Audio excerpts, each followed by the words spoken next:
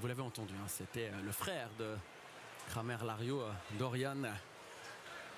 Et là, on est reparti pour cette 7e passe avec Ramseyer face à Troxler. Peut-être tout d'abord, je pense que les téléspectateurs l'ont vu, hein, mais c'est 8 minutes. Oui. Donc c'est 1 minute de plus que ce matin. Donc les 7 et 8e passes seront avec un temps maximum de 8 minutes.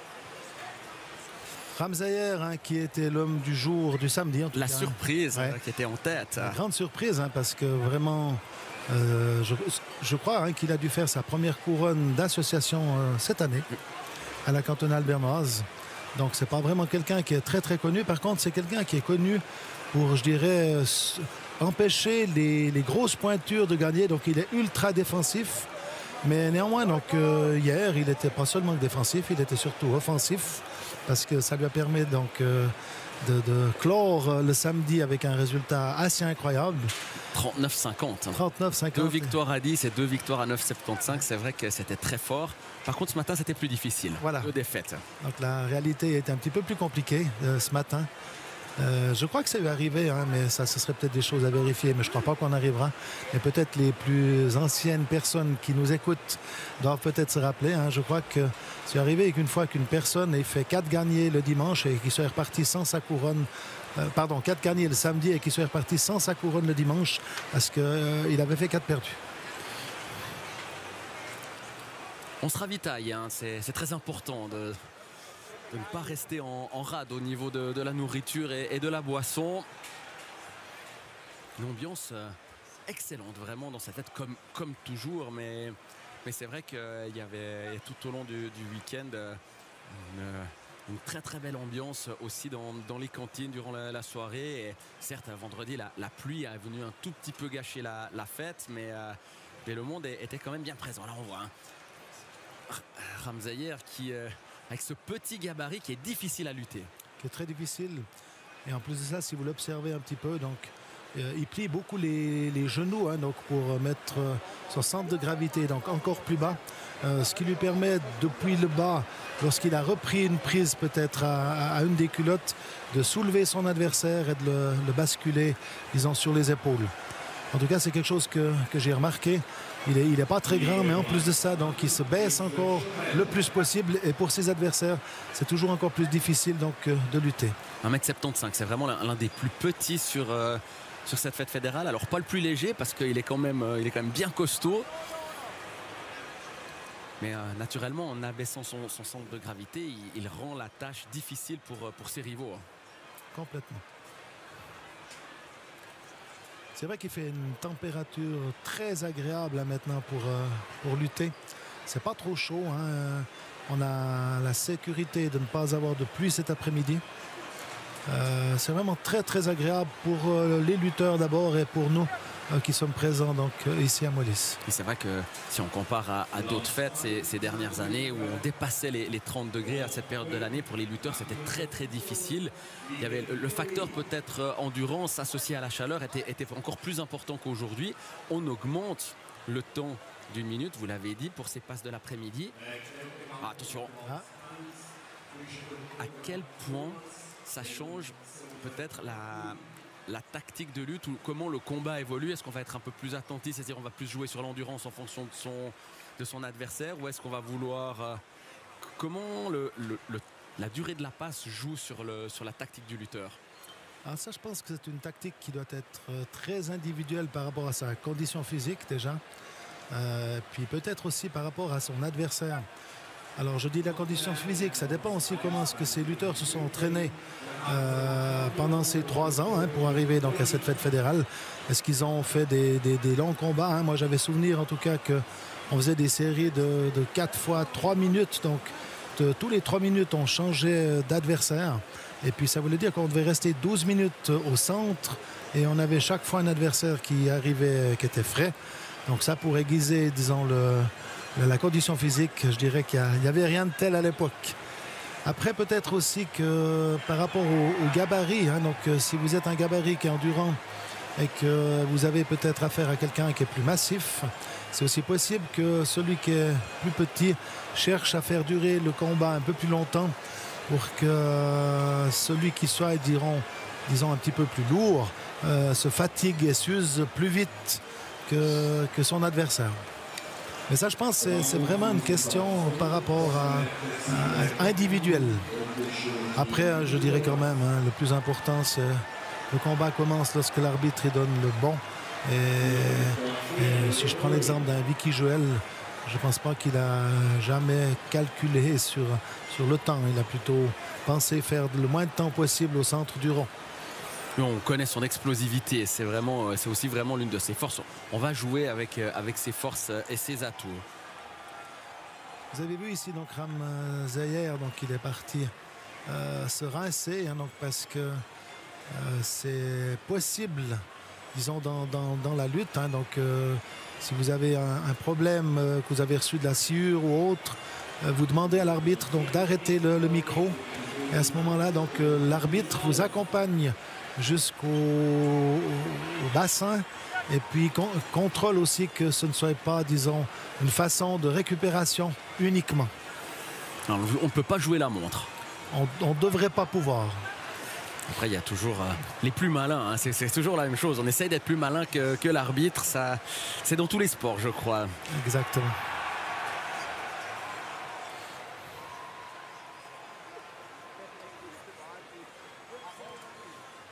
Mais c'est vrai que lorsqu'on arrive le dimanche après-midi et puis que les combats sont quand même plus longs, il ne faut pas oublier que ces athlètes, ils ont déjà depuis hier 4 combats, 2 combats ce matin.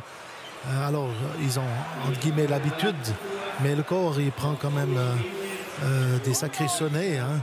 Et puis la possibilité, la capacité de récupération est quand même, je dirais, très très importante.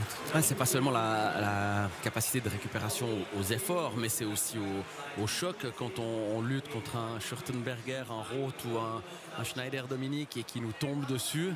On a le corps qui est terriblement secoué, on a des douleurs qui apparaissent un tout petit peu, et c'est ça qu'il faut aussi réussir à évacuer avant d'affronter un prochain adversaire.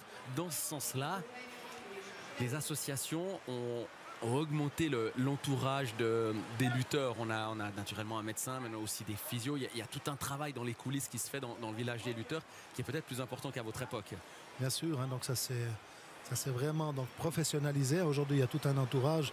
Quand vous voyez l'engouement qu'il y a donc pour une fête fédérale ou majoritairement aussi pour toutes les fêtes, hein, les fêtes d'association, les fêtes alpestres, on peut bien comprendre que ces athlètes, hein, parce que c'est tous des athlètes, ils ont quand même un entourage aussi qui a évolué par rapport à ce que nous, on avait. Hein. Nous, on était vraiment des amateurs à qui on demandait d'être des professionnels le dimanche, mais on n'avait pas vraiment l'entourage qu'ils ont, disons, aujourd'hui.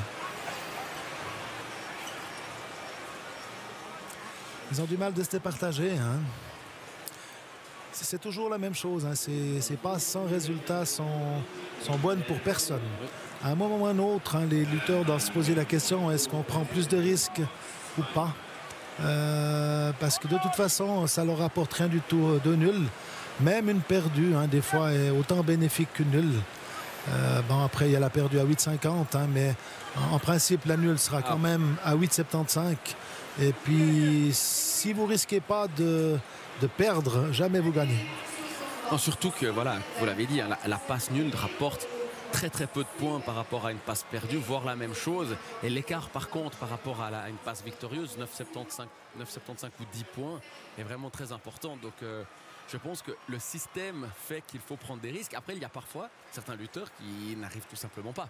Ils n'arrivent pas. Hein. Il y a aussi, on parlait de la fatigue, de l'endurance, le lutteur adverse qui est plus fort, et on vient dans une stratégie défensive. Aussi peut-être, vous avez parlé de Ram Zayer, qui dans les dernières secondes, hein, là on essaye une dernière fois. Courte. Sur le gong peut-être. Ah non, on va en rester là. On va rester là. Mais voilà des lutteurs qui dans des moments décisifs, vont affronter un lutteur d'une autre association et leur but sera de le freiner. C'est un peu la consigne de l'association, des lieutenants, des coéquipiers, parce que voilà, c'est un sport individuel, mais il y a les associations. Donc c'est sûr que Ramsayer, après 4 gagnés hier, là, 2 perdus et 1 nulle, c'était pas du tout le plan pour lui, et ça commence à devenir chaud pour la couronne. Vous avez parfaitement raison, hein. Donc ça rejoint ce qu'on a discuté auparavant. Ce fameux lutteur, hein, qui avait fait 4 gagnés et puis qui n'avait pas réussi à coiffer la couronne le dimanche. Et ben, Ramsayer, s'il ne gagne pas son 8e et dernier combat, il ne sera pas couronné, hein. Ça, alors, c'est mathématique. En principe, on dit toujours, hein, il faut un minimum de 5 gagnés pour être couronné, ou alors beaucoup de 10, donc 4 10 et des nuls à 9. Mathématiquement, ça pourrait, disons, fonctionner, mais en principe, on dit toujours qu'il faudrait 5 gagnés. 2 gymnastes face à face, Herger et Kolb. Herger, culotte claire, issu de l'association de Suisse centrale, l'Uranais, et Kolb face à lui. Je dirais que Herger, pour moi, c'est une assez bonne surprise, hein. Donc il est couronné fédéral, mais je ne pensais pas qu'il serait si bien classé, donc en début de dimanche après-midi. Il a démontré vraiment de la très très belle lutte, mais je ne m'attendais pas à un si beau classement.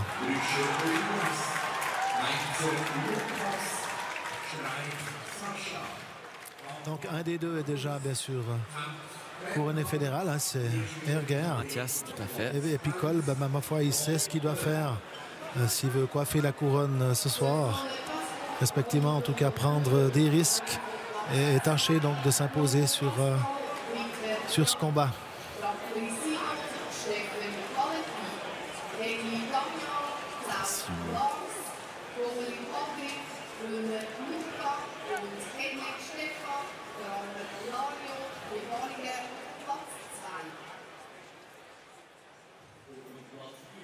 Pour le moment, je dirais que c'est des prises mesurées, hein, donc il n'y a vraiment personne qui attaque franchement. Voilà, c'est très intéressant, hein. Donc là, on a vu donc un touch de Kolb, et Herger a profité justement du mouvement pour tâcher donc de renverser la situation et de mettre son adversaire sur le dos. Pour Kalter à l'image. Papa et fils. Voilà, père et fils, exactement.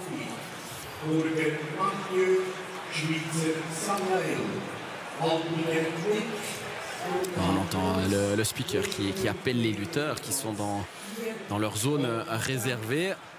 On a vu quelques fois tout au long du week-end des déplacements de passes.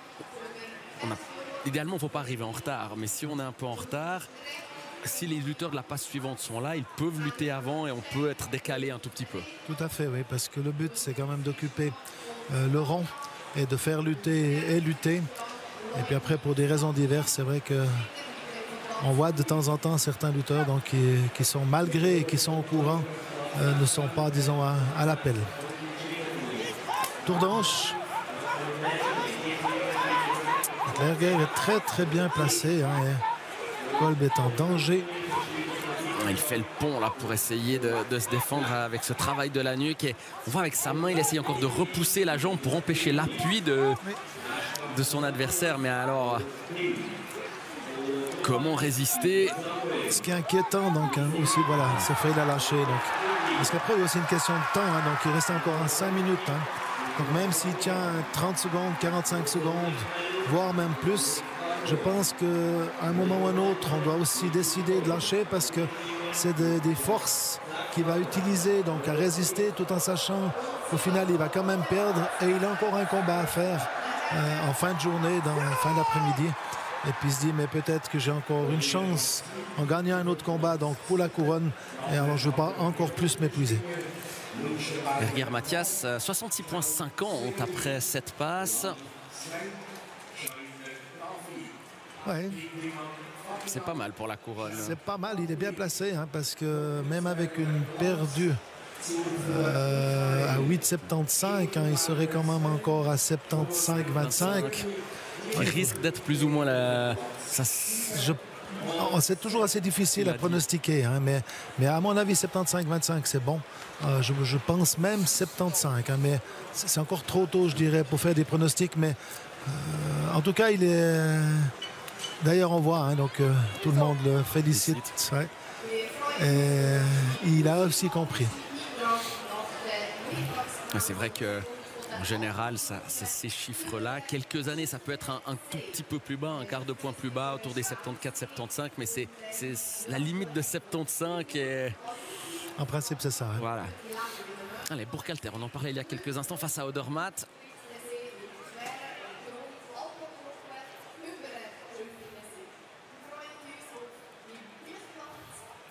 Burkhalter, donc un lutteur très massif, hein, on voit.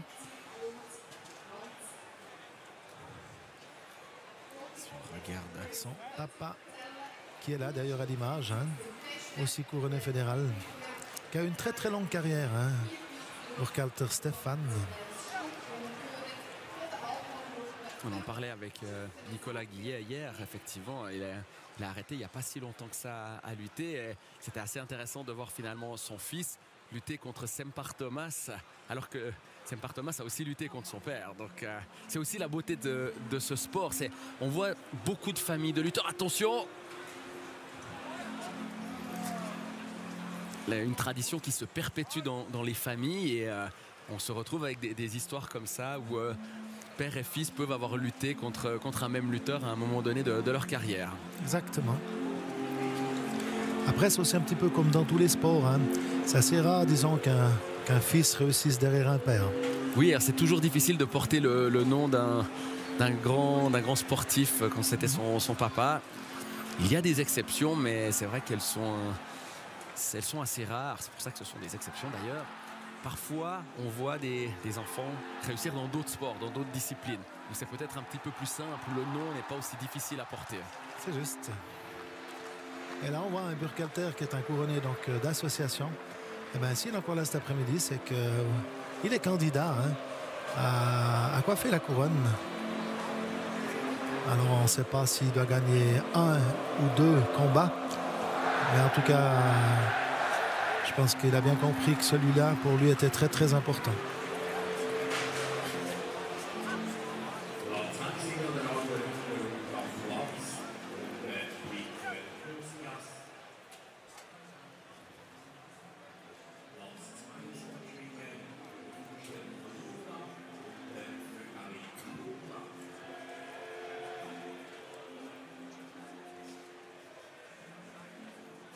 Il est né en 2003, hein, Burkhalter.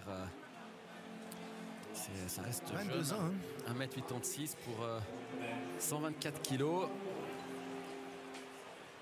Il compte 7 couronnes. Son adversaire doit faire un petit peu plus d'1m90, je crois, hein, Odermatt. Et il est allé chercher sa première couronne dans une fête alpestre cette année. C'était au Rigi. Ouais. Ah, c'est une belle progression. Hein. Et honnêtement, je ne l'attendais pas, disons, à être encore là cet après-midi pour le championnat des couronnes. Mais tant mieux. Ça ferait toute la fierté de lui-même et bien sûr de son papa. Là, il offre une belle résistance à Odermatt.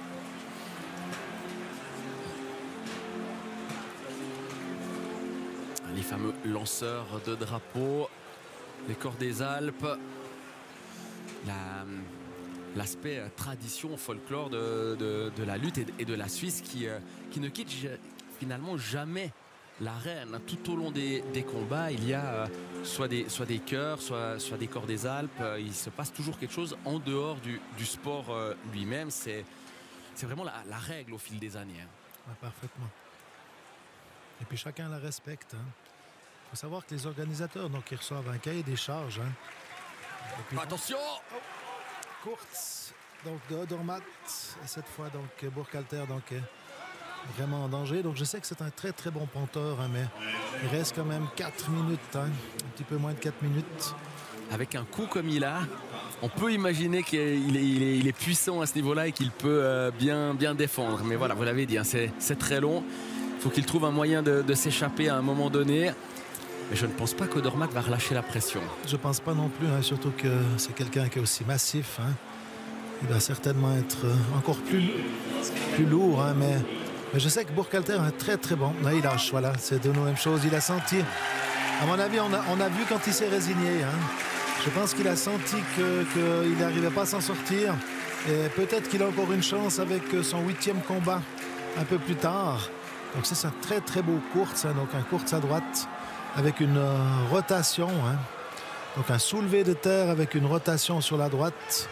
Le plus important dans cette prise, dans ce course, on dit toujours hein, que la tête doit regarder où c'est que vous allez poser l'adversaire. Et ce qui permet justement d'accompagner la prise et de renverser l'adversaire donc du côté droit quand c'est un course à droite. Vous parliez de prise. Ah bah voilà. Oui. C'est des cigares. C'est des autres prises. Juste un petit mot avant de parler de ce duel concernant Anthony Fontène. Ça allait très vite. Et puis magnifique, c'était Benjamin. J'avais pas eu le temps de voir. Oh là là, magnifique. Hein. Ça a duré 2 secondes. Et le touch. C'est ça, oui. prise fétiche. Il l'a déjà fait ce matin en 6e passe. Oui. On va revoir. Voilà. Ah ouais, c'est superbe. C'est vraiment, vraiment superbe. Donc, il profite que son adversaire a la jambe droite un tout petit peu en avant et qu'il est sur le recul. Et en même temps, donc avec la main gauche, il lui bloque l'articulation du genou et son adversaire s'envole. Je pense qu'on peut dire ça comme ça. Et puis, il va au dos. C'est le touch. C'est un très bon 10. Hein. Benjamin Gapani, 66 points. Au bout de la 7e passe... il est sur le chemin. Il est sur le chemin. Maintenant, il faudra aller conclure. C'est une très bonne nouvelle. Et puis, j'allais annoncer une autre bonne nouvelle. On a vu ce matin Fontène-Anthony se blesser, être évacué sur une civière. Il a fallu du temps pour l'évacuer. Il était touché à la nuque. Il y avait naturellement de l'inquiétude. Mais voilà, on a des nouvelles qui nous viennent de notre confrère Olivier Dominique qui a parlé avec le chef de presse de l'association romande. Visiblement, rien de grave pour lui. Une blessure à la nuque, mais ça va. C'est ce qu'on a envie d'entendre. C'est ce qu'on a envie d'entendre. C'est une très très bonne chance. Et puis, on lui souhaite un très très bon rétablissement. Hein. Il avait réalisé un bon premier samedi. Il luttait vraiment bien, hein, Anthony Fontène. Et voilà, on va vous le dire, on a quand même eu peur parce qu'ils ont mis beaucoup de temps à le sortir du rond de sciure. Toutes les précautions ont été prises. Alors, c'est normal, touché à la nuque, on ne voulait pas bouger, on voulait pas le bouger. Et le travail extraordinaire des Samaritains du service médical de la fête fédérale ici qui a fait le job vraiment de manière exemplaire. Et puis maintenant, quelques heures après, les nouvelles sont bonnes. Et on a un intrus ici. On a un intrus qui vient sur la caméra. Et on me dit que Cardino Victor est au micro d'Olivier Dominique.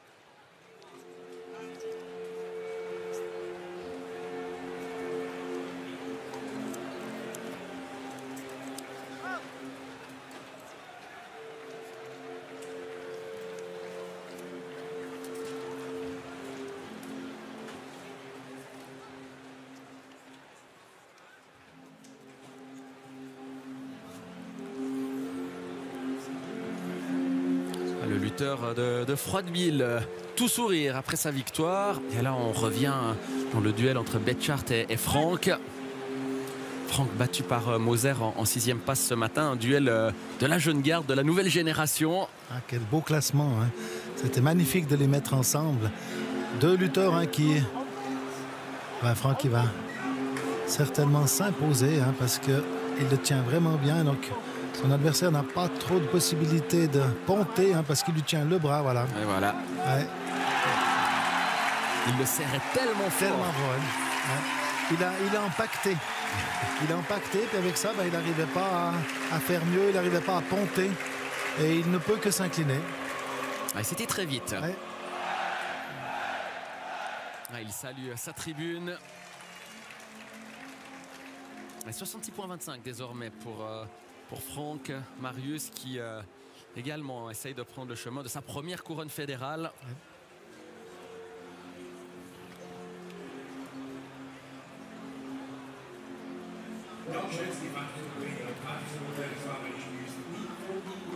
Est-ce que vous avez la possibilité de contrôler si un lutteur étranger a déjà fait une couronne fédérale lors des fêtes fédérales précédentes? Ou alors ça, ce serait un challenge. Vous me lancez des challenges, c'est bien, c'est bien, c'est bien, c'est bien. Mais écoutez, on en discutait avec mon collègue de SRF, Stéphane Hoffmanner, qui commente la lutte. Et je dirais que comme ça, non. Mais je vais quand même aller vérifier. Et là, on a un très beau duel. Alors moi, je dirais Ming John, hein, mais c'est vraiment, j'ai été chercher dans la mémoire très loin, mais je ne peux pas garantir que c'est juste. Là, très intéressant. Donc, combat entre Rabzaman et puis Lucher Sinisha. Tout de suite, attaque de Rabzamer. Donc, c'est vraiment deux lutteurs très actifs, très rapides, qui ont des luttes différentes. Rabzaman, c'est plutôt le lutteur qui lâche les prises, qui vient de côté, qui prend la tête. Et Lucher, plutôt le lutteur très rapide, très vif, mais qui reste plutôt dans les prises. Alors on verra bien si leur lutte va évoluer comme ça, mais en tout cas ils sont un peu connus comme ça. Vous avez vu, il vient un peu de côté.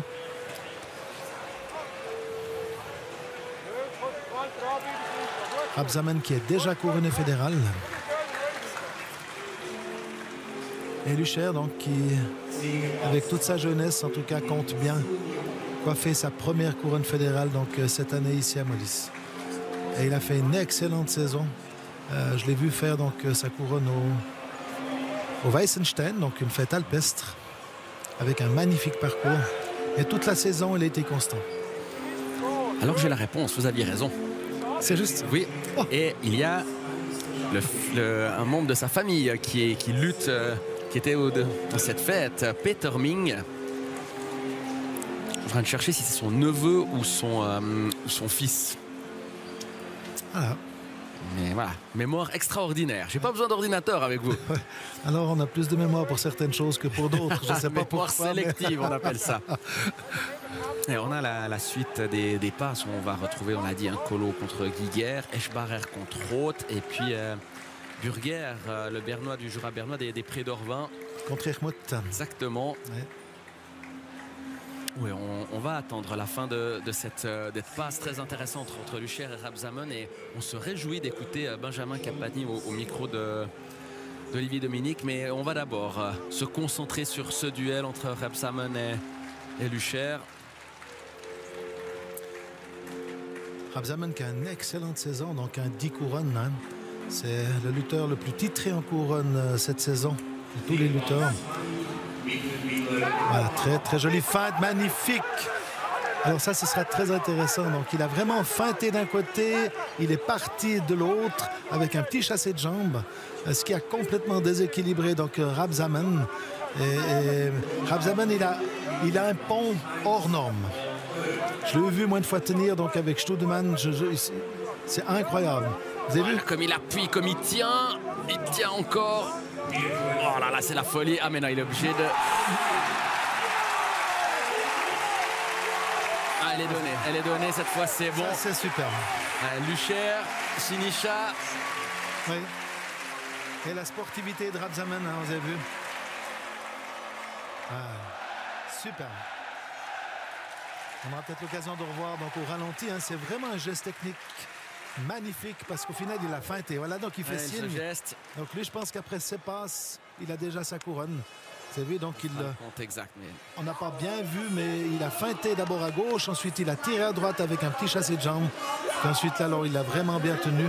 Et on a pu voir quand même aussi la défense extraordinaire donc, de Rabzaman, parce qu'à un moment, il était sur ses deux pieds et uniquement sur la tête. Là. Et maintenant il lâche. Et il revient en arrière. Voilà. Là, il a touché encore une fois. Mais dans cette séquence qui dure moins d'une minute, on a tout ce qui fait la lutte.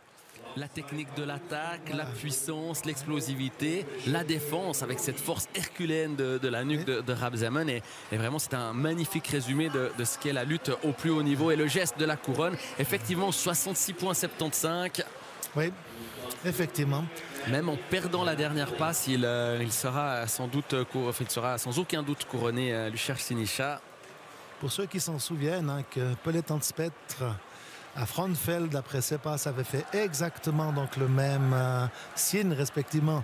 Il avait démontré au public qu'il coiffait sa 5e couronne et en 8e pas ses derniers combats. Donc il a eu Abderhalden Jorg.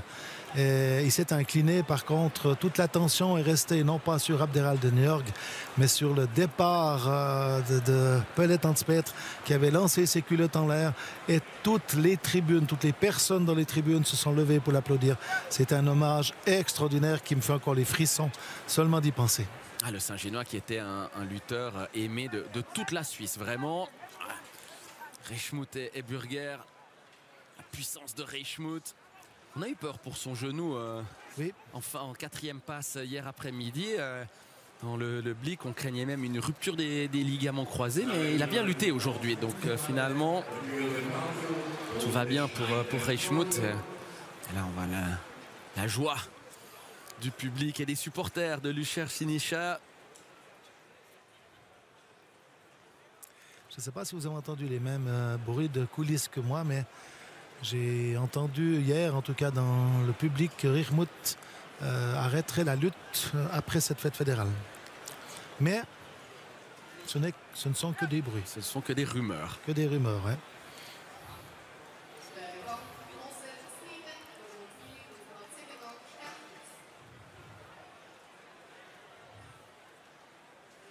Reichmuth qui a vraiment un gabarit hors norme, hein, mais qui a subi quand même dans toute sa carrière maintes fois des accidents, hein, souvent des ligaments croisés.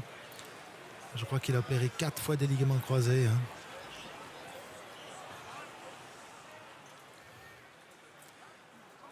Et Burger qui est un dur. Hein. C'est un dur de dur. Hein. C'est pas le lutteur qui fait beaucoup de perdus.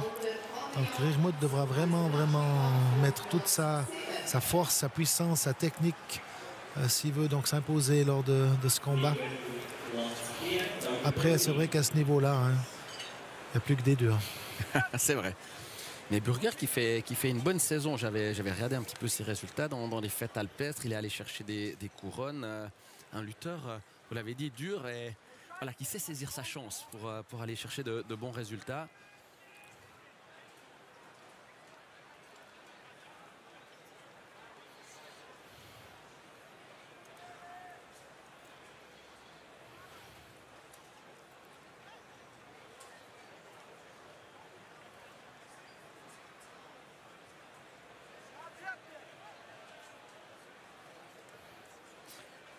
Notamment tenu une couronne au Brunig. Sous la pluie.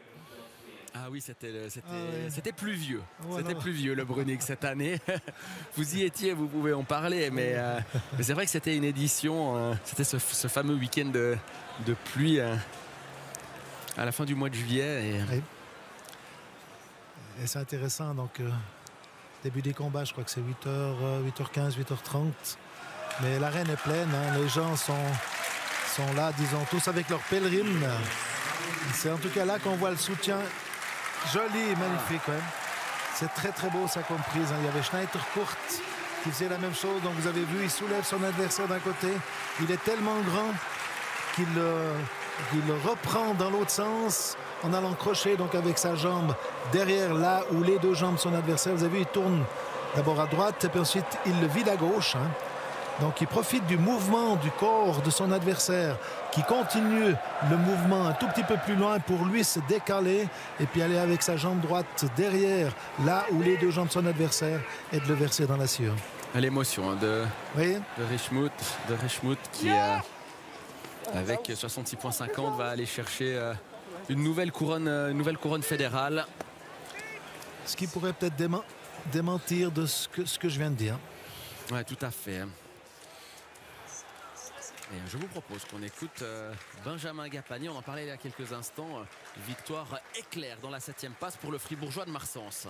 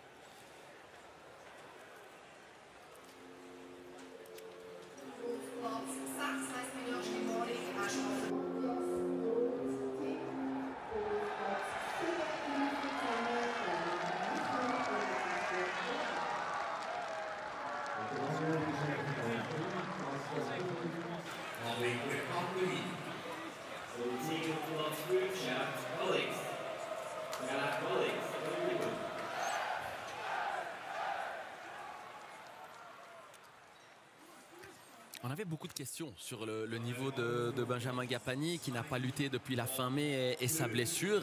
La réponse est assez cinglante. La réponse est cinglante, oui. C'est vrai qu'il a fait un week-end parfait, on peut dire, hein, par rapport aux problèmes qu'il a eu.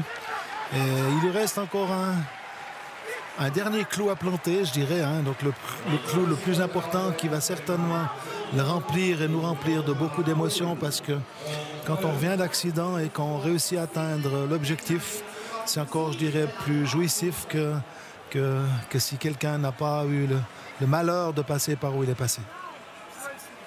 C'est également une revanche par rapport à la dernière fête fédérale où il s'était blessé dans la 7e passe. Il était aussi à la bataille pour une couronne. Il n'avait pas pu lutter dans la 8e passe pour aller chercher la couronne qu'il avait de facto manqué. Et c'est vrai que c'était très dur à encaisser. Il avait lutté de très belle manière. Il n'avait pas été récompensé. Cette blessure était venue tout gâcher. Et là, on se posait des questions cette année. On se disait encore voilà, de la malchance, une année de fédérale où il se blesse. Et il a peut-être fait juste en se cachant, en s'entraînant, en pensant principalement à sa rééducation. Et lui, il n'avait peut-être pas beaucoup de repères, mais il a donné aucune information à ses rivaux. Et c'était peut-être la meilleure manière de faire. On aura la réponse dans 1h30, plus ou moins. C'est juste. Allez, Eschbarer contre Roth. Eschbarer, hein, qui est un spécialiste du crochet intérieur. Hein, donc souvent, il lutte avec les bras légèrement pliés, parce qu'il fait toujours une grande pression sur son adversaire. Et puis ensuite, il fait reculer son adversaire et il rentre avec la jambe droite.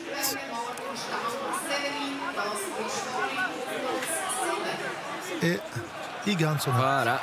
Et ça aura duré 1 minute 30 pour Eschbarer. Battu ce matin en 5e passe. C'est vraiment une spécialité d'Eschbar. Hein. Donc, vous voyez, ce crochet intérieur, l'adversaire, il recule, il est sans arrêt en déséquilibre jusqu'au moment où, il s'achoupe et il part en arrière.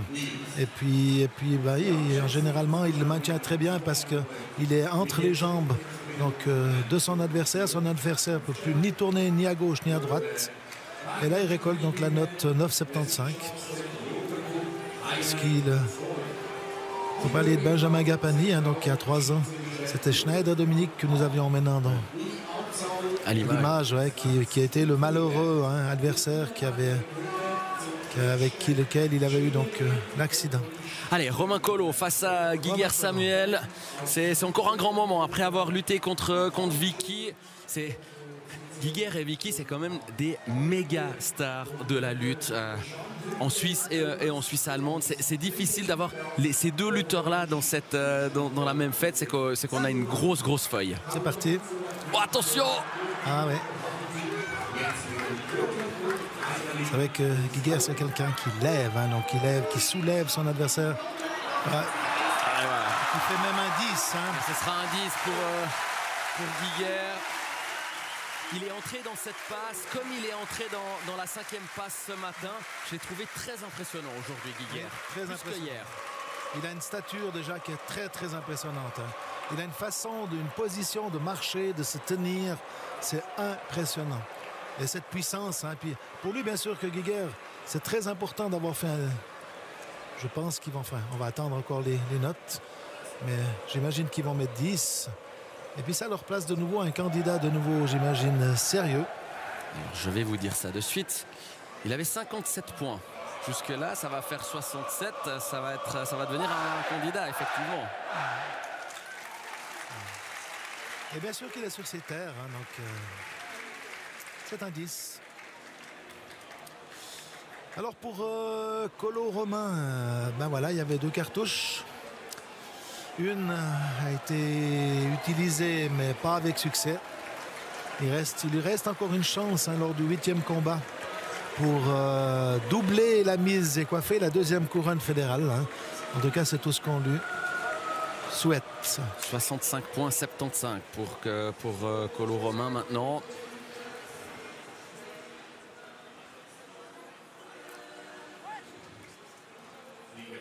Bissig est face à Orlik. Orlik, Orlik Kurdin, le frère de Harmon, qui représente l'association bernoise, on l'a déjà dit.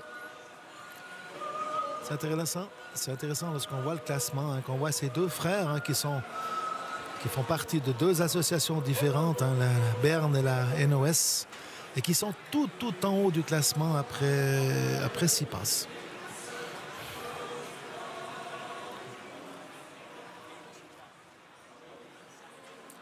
Il est chaud.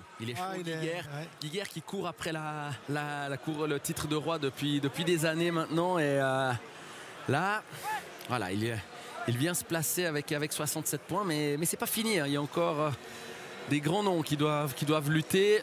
Tout à fait. Bissig, hein, ce puissant lutteur de la Suisse centrale hein, qui est très jeune. Je dois dire que Orlik Kurdin, c'est pas un lutteur qui fait beaucoup de perdus hein, pendant toute la saison. Il est ultra fort en défense. Et quand il faut gagner, il sait aussi bien le faire. Hein. Il est quand même dans l'ombre de son frère. Puisque Harmon a joué la passe finale à Estavayer. On a beaucoup parlé de lui par après. J'ai toujours eu l'impression... Alors, Kurdin a sa place dans la lutte. Il est très connu. Mais j'ai quand même l'impression que c'est Harmon qui est le plus souvent mis en avant. C'est Harmon qui est le plus... souvent, mais c'est vrai qu'il n'est pas très loin. En tout cas, c'est un très très bon lieutenant pour les Bernois. Hein.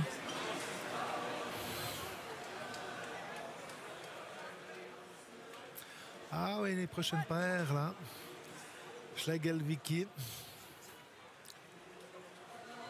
On aura encore des belles choses à voir.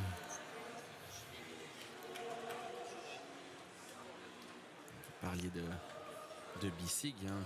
Belle saison pour lui avec des couronnes au Schwegalp, au Brunig, au fait de la Suisse centrale, de la Nordost, au Stoß. Toujours avec de bons classements. C'est pas seulement la couronne, c'est aussi la place il est toujours haut dans le classement. Toujours.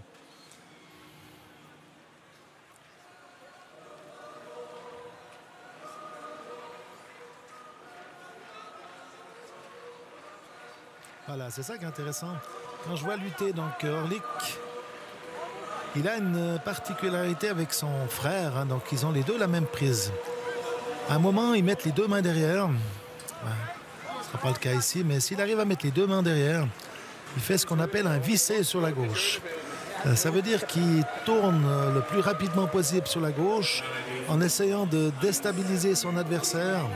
Et lui, il tourne donc ses épaules, sa tête, et il fait une vrille, comme s'il vissait son adversaire. Et souvent, ses adversaires s'en coublent.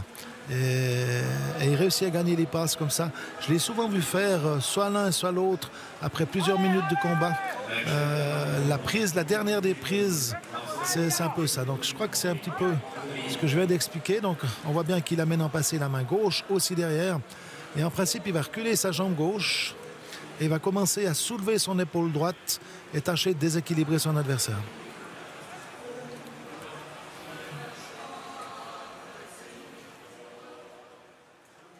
Il y a beaucoup de tension dans les bras. On voit les avant-bras de Orlik qui sont en pleine tension. C'est également le cas de ceux de Bissig.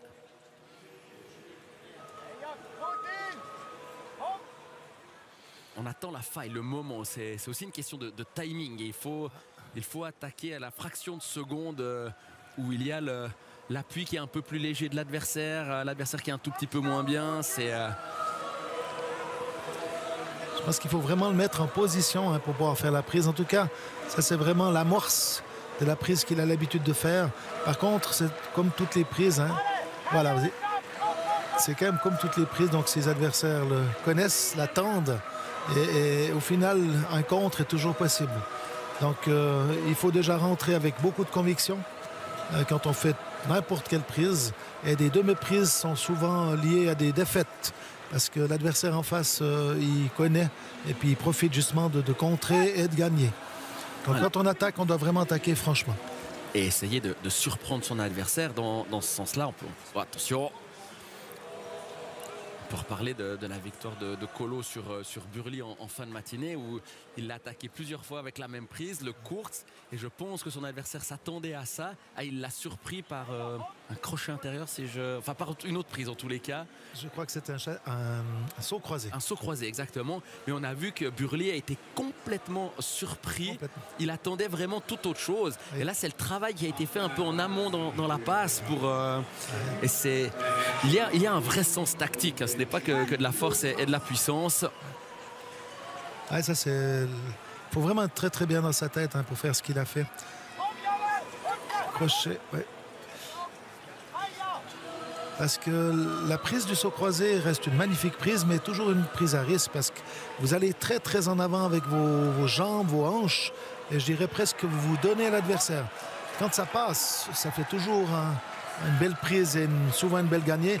Par contre, si la personne, votre adversaire, a le temps de tendre ses jambes et de vous contrer, mais à l'inverse, dans l'autre mouvement, c'est vous qui perdez. Donc c'est vraiment une prise de risque importante qu'il a pris, mais à la fin du compte, il a magnifiquement bien fait parce que sans risque, c'est pas possible. Surtout à ce niveau-là. Et on est passé sous les 2 minutes. Ça fait plus de 6 minutes que les deux hommes bataillent. On a quelques bribes d'attaque, mais ça reste assez statique. On a l'impression que voilà, Orlik travaille son adversaire. Il veut aller chercher cette prise que vous avez évoquée. Mais à un moment donné, est-ce qu'on ne s'enferme pas dans un schéma et il faudrait avoir la lucidité de changer? Peut-être qu'il le fera. Peut-être qu'il le fera. Donc le temps restant nous le dira.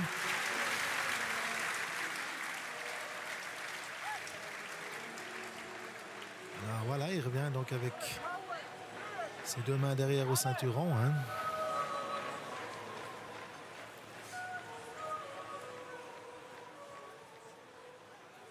Après, en face de lui, il a aussi un gros gabarit. Voilà, vous avez vu, il essaie de... Ouais, sur la gauche. Alors ça, c'est... Il a plutôt tenté le schlung. Vous avez vu, donc, d'abord, il a essayé de chasser la jambe droite d'adversaire. Et puis ensuite, il se remet en position. Il se lance en arrière, il s'efface. Il prend l'adversaire avec lui, par-dessus lui. Et au dernier moment, il fait une rotation. Et il essaie de le mettre donc au dos, mais ça n'a pas marché. On a vu que les prises ont lâché. C'est avec cette prise que Schneider-Dominique a gagné en première passière. On le disait d'entrée de jeu, c'était peut-être déjà l'un des plus beaux mouvements de cette fête. Et ça reste un des plus beaux mouvements de cette fête. Attention, on entend dans les 30 dernières secondes le money time. Il faut aller chercher la victoire si on veut pour Orlik Kurdin rester tout en haut du classement. En face de lui, il a beaucoup de puissance. Le Bissig, c'est un jeune mais qui est très voilà. Ben, ça sera fini parce qu'ils n'auront pas le temps de prendre des prises et de recommencer à lutter. Parce que le temps qu'ils prennent les prises, le chrono continue donc à tourner et maintenant il reste. Et voilà. C'est terminé. Bissig qui vient freiner Orlik Kurdin. Comment est-ce qu'ils vont noter maintenant? Est-ce que les arbitres estimeront que la passe était suffisamment attractive pour un 9 ou ce qu'ils vont mettre un 8,75? Ils peuvent aussi différencier. Peut-être mettre un petit peu plus à Kurdin et puis un 8,75 à Bissig. En tout cas, on a vu le geste de son collègue au bord du rond qui l'a tapé dans les mains. Donc je pense que la mission était très claire. Vous aviez raison. C'était certainement... 8,75. Ouais. Donc c'était très certainement donc de le bloquer. Orlik pour bloquer un Bernois. Orlik coincé à 66 points. Et attention, hein, l'un des héros de la Nordost. Oui. Toujours cette image, c'est sa signature. Allez, face à Staudenman. Ah, c'est clair que là, entre les spectateurs qui soutiennent le local, donc Schneider Dominique et puis Staudenman, hein, qui est toujours candidat donc au titre, ce sera intéressant.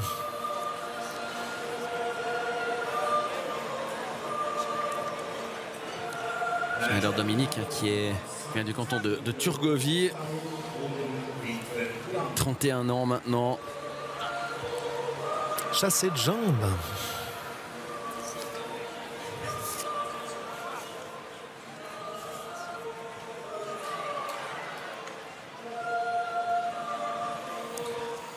Les deux hommes qui se sont affrontés à 4 reprises et Staudenman qui a gagné leurs 2 derniers duels.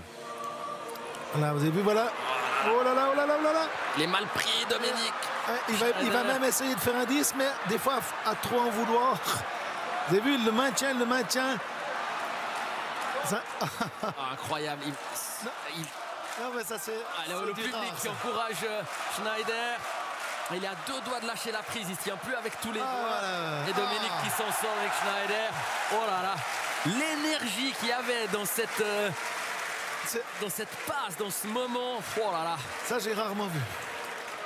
J'ai rarement vu, parce qu'être si près d'abattre son adversaire et de le mettre soit sur une épaule ou soit sur les dos et de calculer pour à la fin le lâcher. Des fois dans la vie, on n'a pas 2 fois la même occasion.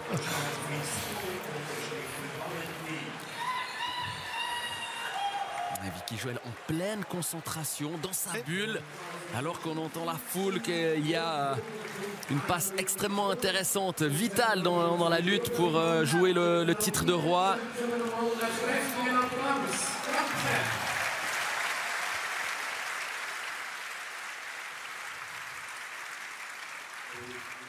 Mais peut-être aussi que vous avez raison. Hein. Il avait peut-être non plus la force dans les doigts de tenir le ceinturon.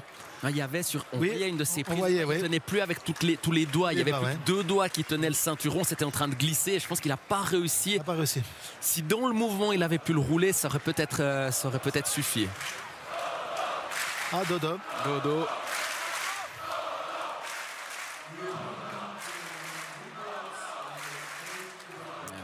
va sortir du rond.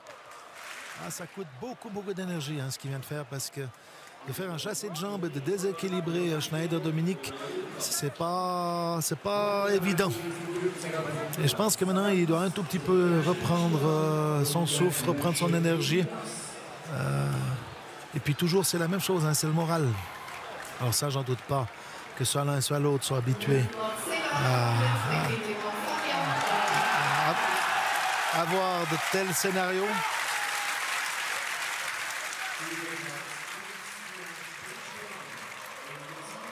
Ils se sont affrontés 4 fois. Schneider s'est imposé une fois. Il y a eu une nulle, c'est le 1 du milieu, et 2 victoires pour Staudenman. Et c'est lors de leurs 2 derniers combats. Hein. Courte. Il arrive soulevé. Schneider Dominique, c'est plus de 140 kilos à lever. Par contre, il n'a pas réussi à le retourner. 140 officiellement. Non, annoncé. Ça... Je crois que je vais lui louer son poids, sa balance. Moi aussi, je vais lui louer sa balance. Non, c'est très bien qu'il est plus aux alentours des 150, mais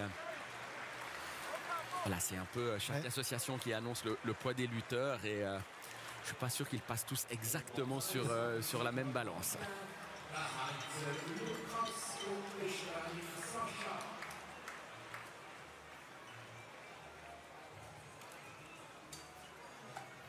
On voit chacun le chemin réalisé par Schneider et Staudenman. On rappelle, hein, les plus, ce sont naturellement les victoires. Les moins, les traits, ce sont les passes nulles.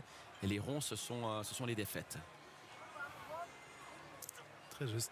Chassé de jambes. Encore une fois. Cette fois, il va essayer de faire toucher les 2 épaules en même temps pour obtenir la note 10. Il est en train de se retourner. Il va s'en sortir une fois de plus. Une fois de plus. Mais pourquoi il ne conclut pas? Quelle erreur. Pourquoi il ne va pas conclure? il Non. veut vraiment la 10, mais Ouais. je pense que c'est un jeu très risqué. Alors pour moi c'est très très risqué. Donc l'avenir nous le dira si on a raison ou pas, mais ça c'est vraiment là il est bien. Il est très bien. C'est quelqu'un qui est très très Schneider malgré son je dirais le poids et comme il est, c'est quelqu'un qui est très très souple. Hein. Ah oui, vraiment. Ouais, il nous a souvent démontré voilà. Encore une fois, Cette fois je pense que ouais mais il arrive, voilà, il va lui tenir la tête. Je pense qu'il aimerait pouvoir prendre la culotte, la chose qui est faite. Il reste 3 minutes. Hein. et on entend le public qui soutient Schneider Dominique en difficulté. Voilà, maintenant, il ne faut passer de ce côté, mais il n'arrive pas. Si ça... Voilà, il va le retourner de ce côté, le garder. En tout cas, il ne faut pas que sa main gauche lâche le ceinturon arrière, hein, parce que c'est celle-là qui est très très importante. Oui, on rappelle qu'il faut tenir la culotte de son adversaire. Il faut avoir une prise pour que la victoire soit validée. Maintenant, la question. Est-ce que c'est physiquement possible pour Studemann de tourner, soulever son adversaire pour faire un 10? Parce qu'avec 57 points, il veut ce 10 pour arriver à 67. Voilà. Il ne veut pas se contenter d'un 0,25, exactement, d'un 9,75 et de perdre ses 0,25. En tout cas, à mon avis, il va tenter, mais vraiment, vraiment, vraiment avec un... Ah ouais, non, mais il va pas... Ouais, ouais. Ah là, c'est incroyable, la puissance. C'est de la folie ce qu'il fait. Oh. Quelle puissance, mais... Non, mais c'est possible ou pas? Mais non, mais c'est de la folie. C'est des images qu'on a quasiment jamais vues. C'est du exceptionnel ce qu'on est en train de vivre là. Et c'est ce qu'il voulait. Il est allé chercher ce qu'il voulait. Il a pris tous les risques. Extraordinaire. Il aurait pu gagner 2 fois auparavant. Oui. Mais non, il est allé chercher ce 10. Ouais. On attend encore la note des arbitres, mais on peut imaginer, estimer que ce sera un 10. Ah, il attend, c'est ce qu'il veut savoir. Ouais.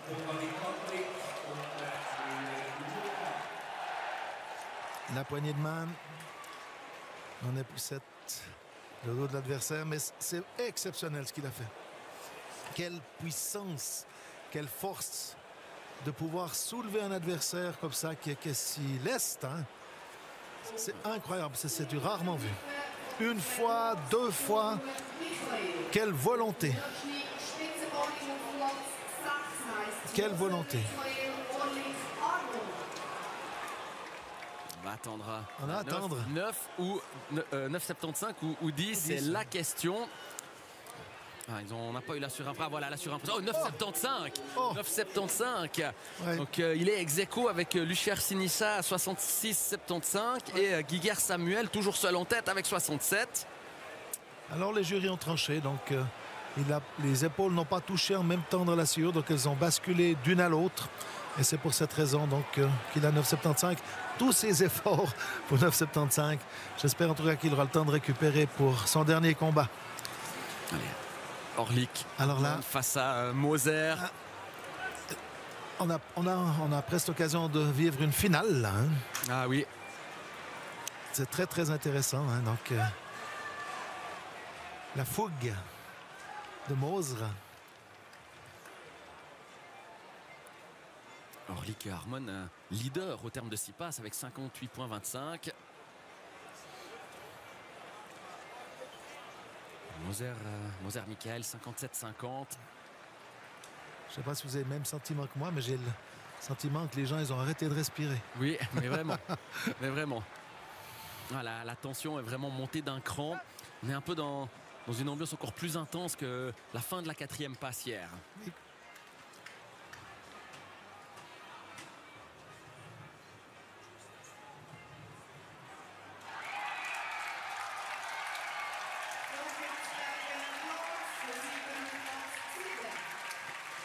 Deux athlètes. Hein.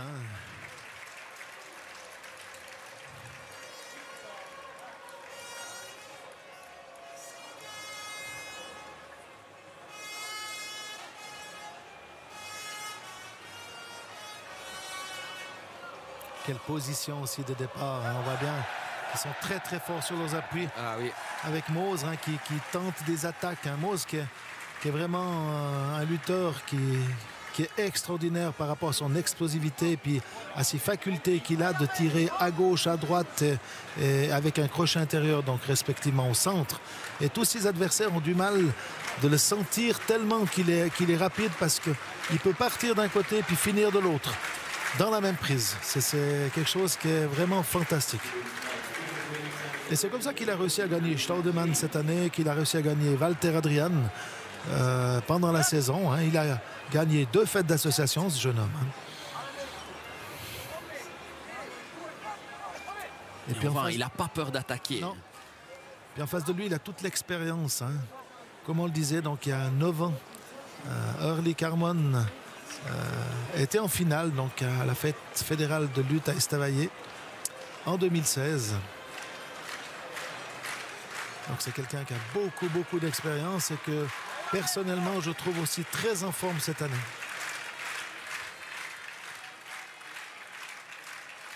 Il y a 75 couronnes au total pour Harmon Ehrlich.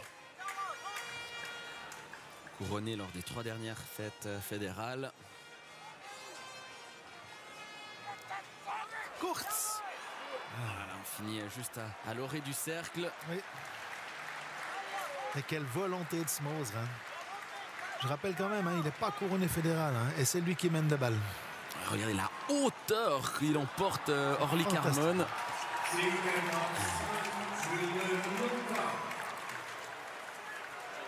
Et puis Ehrlich qui est ultra fort en défense.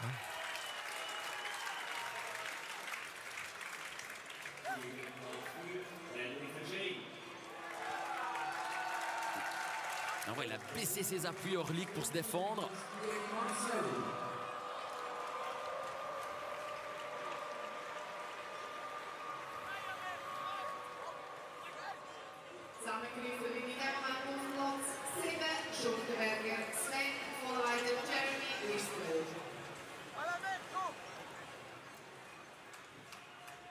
Ehrlich qui s'était incliné donc à la fête du 125e en finale, si vous pouvez vérifier. Oui. Il me semble que vous avez raison.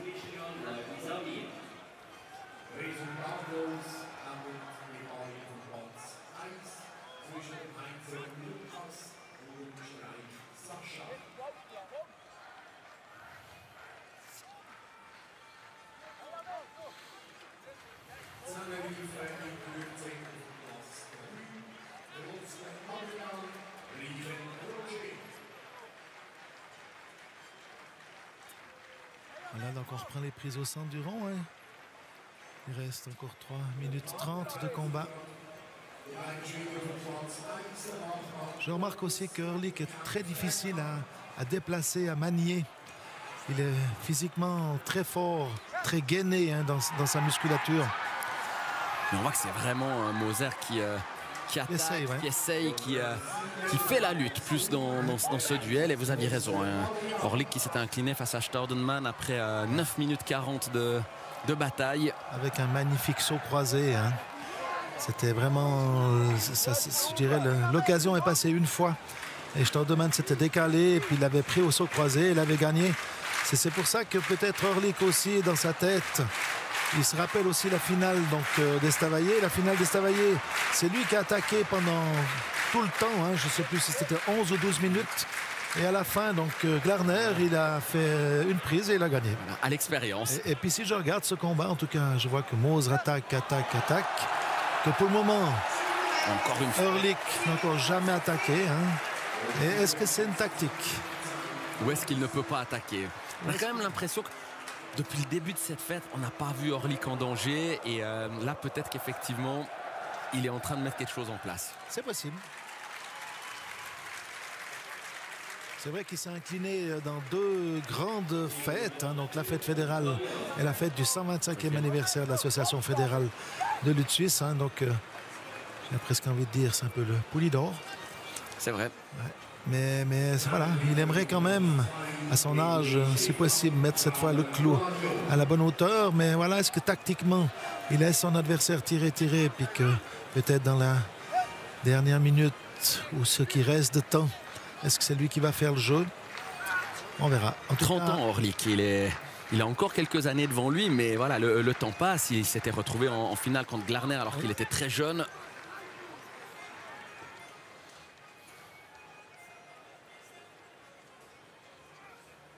ouais.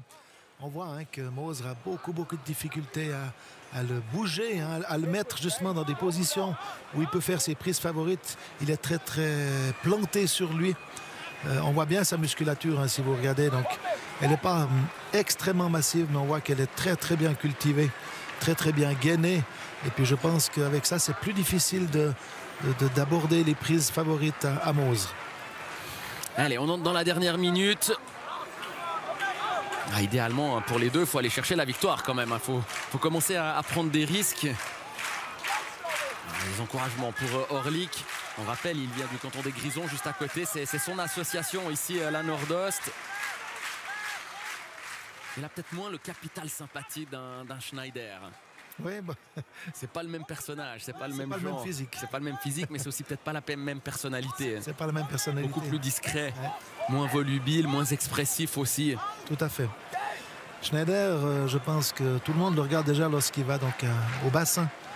La façon dont il a de s'asperger de l'eau est déjà mythique. Tandis Allez, que 15 secondes. Orlik est beaucoup plus concentré. 15 secondes, on se dirige vers une nulle. Est-ce qu'il y aura une différence entre les deux? Alors, Moser a quand même essayé. Alors, il n'y avait rien de franc vraiment, mais... Voilà, c'est fait.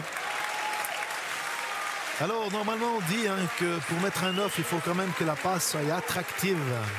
Après, c'est vrai que si d'un côté, quelqu'un vous bloque, c'est très difficile d'être attractif. Peut-être que ça mériterait une différence de points. On va laisser les juges juger. En tout cas, apparemment, Orlik avait très clairement reçu un message. Il n'a pris aucun risque. Lui, le but, c'était de bloquer Moser. On verra après, lorsque tous les grands auront lutté, les raisons pour lesquelles il a fait ça. En tout cas, ça ne l'avantage pas, lui, ça c'est sûr. Ah non, il a joué... L'association, je pense. Soit le jeu de l'association, soit il n'avait pas plus d'armes que ça. Mais ce serait quand même bizarre. Moi, je l'avais trouvé si fort jusque-là. Moi aussi. Ça veut dire qu'il se serait sacrifié pour l'association. C'est peut-être le cas.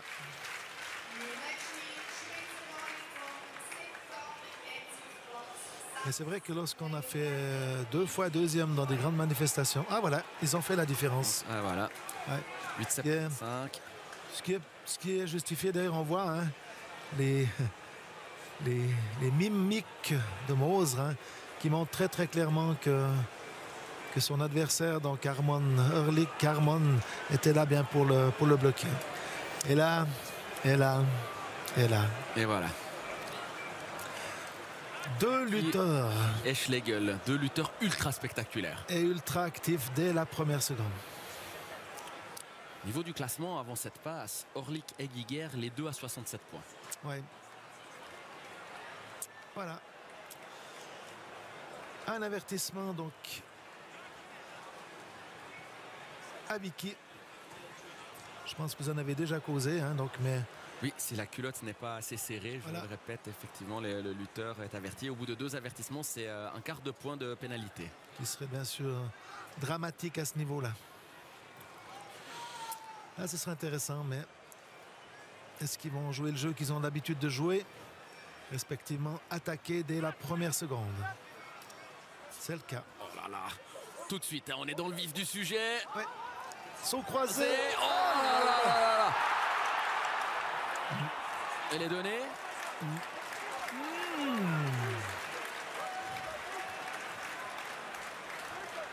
Ouais. On rappelle, il n'y a pas de vidéo pour les juges, les arbitres. Très bonne décision arbitrale. De ne pas la donner. Très bonne, bravo. Ah, c'était difficile. C'était difficile, ça va tellement vite. Mais le temps est donné. Ah oui, alors vraiment. Et avec risque, parce que de nouveau, c'est un saut croisé que Vicky a fait face à Schlegel. qui est une prise très risquée. Si vous n'avez pas le mouvement, vous êtes stoppé dans le mouvement, c'est vous qui êtes en danger. Et entre-temps, il a même essayé donc un Viberaken. Hein. Donc il est rentré donc avec sa jambe droite sur la jambe droite à l'intérieur. Et puis il tire, il tend en arrière, ce qui déséquilibre son adversaire. Et ensuite, c'est assez difficile, disons, de s'en sortir majoritairement. Donc l'adversaire qui est pris au Viberaken perd la passe. On notera que c'est la 3e fois que les deux hommes se rencontrent. Et Vicky a remporté les 2 premiers duels. Et cette année, en 2025, lors de la fête de la Suisse centrale. Donc est-ce que, petit avantage psychologique, quand on entre dans le rond et qu'on sait qu'on a déjà battu son adversaire, est-ce que c'est vraiment un avantage dans ces moments-là? Je ne suis pas tout à fait convaincu. Ah non, c'est bien, je voulais avoir votre avis. Ouais, je ne suis pas tout à fait convaincu. Bien sûr qu'on les a battus, mais on a quand même toujours cette hantise de penser que ça pourrait changer. Après, s'il y a une claire domination, et puis qu'on le bat relativement facilement, c'est une chose. Mais autrement, il faut aussi penser que l'adversaire qui a perdu veut sa revanche. Et puis à ce niveau-là, hein, je dirais, chacun des 2 lutteurs est tout à fait capable de remporter ce combat. Et ils connaissent tout à fait l'enjeu de cette passe. Donc je reviens de nouveau à ce qu'on a déjà discuté avant. S'il n'y a pas de résultat lors de ce combat, hein, ils sont les 2 pénalisés. On peut rappeler peut-être comment les 2 lutteurs vont se retrouver en passe finale pour lutter pour devenir roi. Oui, donc comme vous le savez, donc cet après-midi, donc tout le monde va faire donc le 7e combat. Donc ça, c'est le premier combat du dimanche après-midi. Et puis ensuite, les 2 lutteurs qui ont le plus de points après ces 7 combats donc sont sortis du classement et sont gardés pour ce qu'on appelle la finale. Tous les lutteurs présents encore l'après-midi font une dernière passe, donc la 8e, et ensuite il y aura la finale qui se situera donc au rang 7 et puis qui pourra couronner donc un roi. Ce qu'il faut dire, c'est que ce sera aussi leur 8e passe. Ce sera aussi leur 8e passe. Tout le monde fait 8 passes et les 2 meilleurs ont une passe supplémentaire, la 9e pour le titre de roi. Donc alors, cette passe est très importante. Très très importante parce que c'est là qu'on va faire justement les totaux de points. Je disais déjà, je crois, samedi matin, hein, donc la lutte, elle est physique mais elle est aussi mathématique. Donc c'est l'addition des points qui fait que vous êtes soit éliminé après 4 passes, soit éliminé après 6, ou bien toujours dans le bain, et puis encore en place pour les couronnes des 7 et 8e passes, ou voire encore mieux d'être sélectionné donc pour la finale. Mais sur les 274 lutteurs présents samedi matin, il n'y en a que 2 qui seront sélectionnés pour cette finale. Avec 57 points, Vicky doit aller chercher le 10. Il n'a pas vraiment d'autre choix.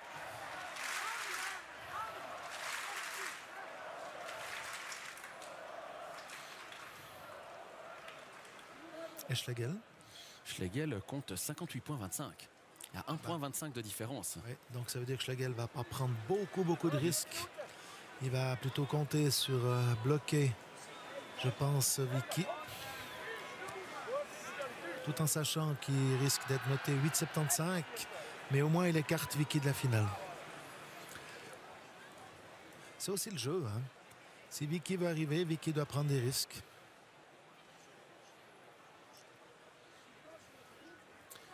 Et je pense que si Schlegel avait besoin vraiment d'une victoire, il aurait déjà pris plus de risques que ça. Oui. Et c'est le dernier combat de cette 7e passe. Il n'y a plus d'autres combats sur les autres ronds de sciure. On est en train d'essayer de déterminer qui luttera pour le titre de roi. Ça, je pense que c'est quelque chose qui ne sert à rien à Vicky. Hein, donc, lâcher une prise. Même, il se met encore presque en danger. Donc là, il a essayé de nouveau donc le saut croisé. Voilà, on revient de nouveau dans le mental. Hein. Maintenant, on est dans le rouge, on est dans le dur.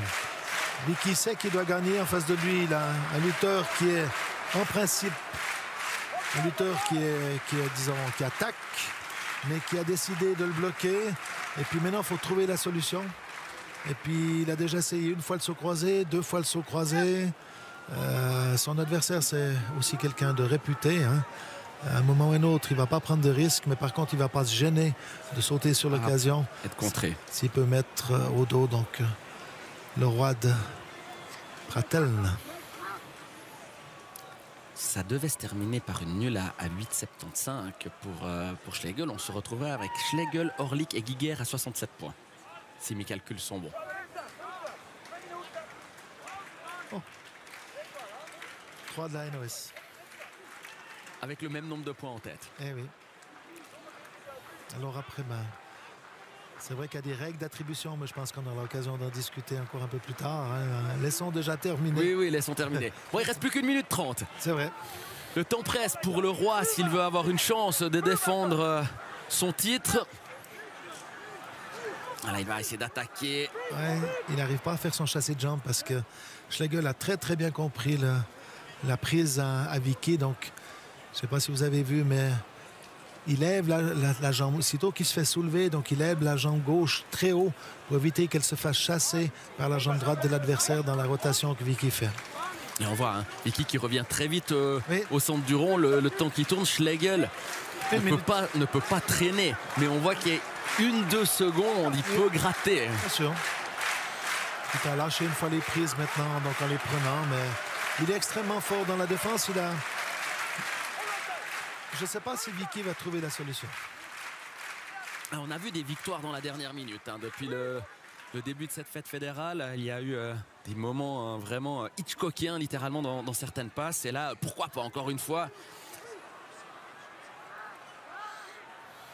En plus, il a besoin d'un 10 s'il veut aller chercher les 67 points. Ouais. Et là, il lâche les prises, va essayer de vite revenir au centre, mais ça paraît compromis pour Vicky. Les secondes qui tournent en défaveur du Lucernois. Voilà. Ça, il y a encore tout pour énerver. Ah, bien sûr, classique. Et j'espère que Vicky ne fera pas preuve de nervosité à la fin de ce combat. Parce que des fois, il a un petit peu tendance. Ça joue très bien, bravo. Bravo, Ilsara.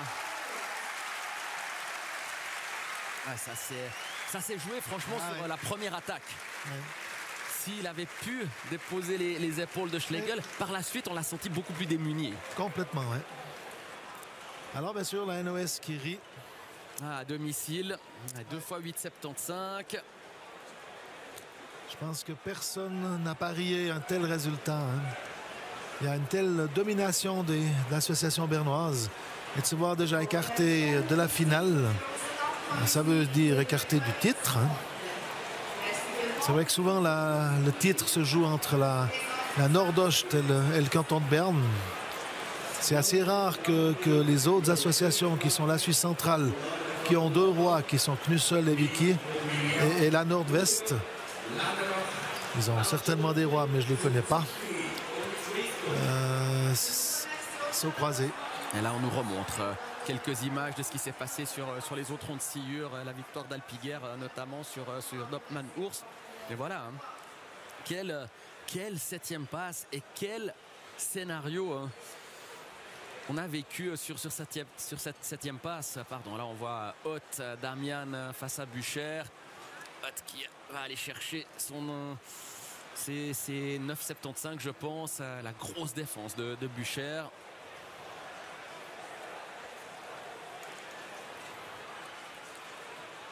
Peut-être juste pour terminer, hein, donc la Suisse romande a un roi hein, qui a fait 2 fois roi. Il s'agit de Willy Lardon. Donc, tout à fait, en 1946 la dernière fois. D'accord. J'ai fait mes devoirs. Bravo. Mais c'est vrai, il faudra encore attendre un peu malheureusement. Il faudra attendre encore un peu. Mais alors, quel succès pour les lutteurs locaux, la fête organisée dans leur région qui se retrouve 3 en tête. On aura un roi de la région. Regardez le classement. Orlik, Giger, Schlegel, 67 points. Lucher, Fockensberger de la Nord-Ouest. Staudenmann avec 66-75. Schurter, Reschmuth, Erger, Moser, Michael, 66-50. Il faudrait attendre un tout petit peu maintenant pour trouver les romans avec Benjamin Gapani et Colo Romain, respectivement 66 points et 65 points 75 en termes de la 7e passe. Puis si je descends encore un tout petit peu, on va aller chercher. On va aller chercher encore. Moser Steven, 64,50. Il fait nul lors de la 7e passe.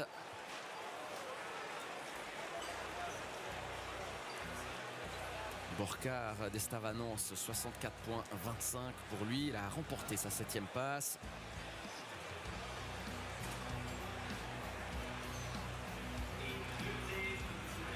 Donc si on résume, on a 3 lutteurs en lice. Oui. À la recherche de Kramer dans les classements.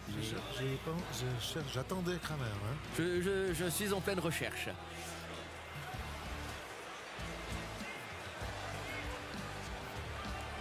Kramer-Lario, 65,50. 7i. Donc voilà, il est vraiment encore en course. Oui. Donc, on fera les comptes dans approximativement 1h30. Je vous propose qu'on s'offre une petite respiration publicitaire et on va revenir pour un autre grand moment de cette fête fédérale. Le lancer de la pierre d'Ulspunen, la finale. Ça rit à la nord-ouest, la publicité, et on revient dans quelques instants.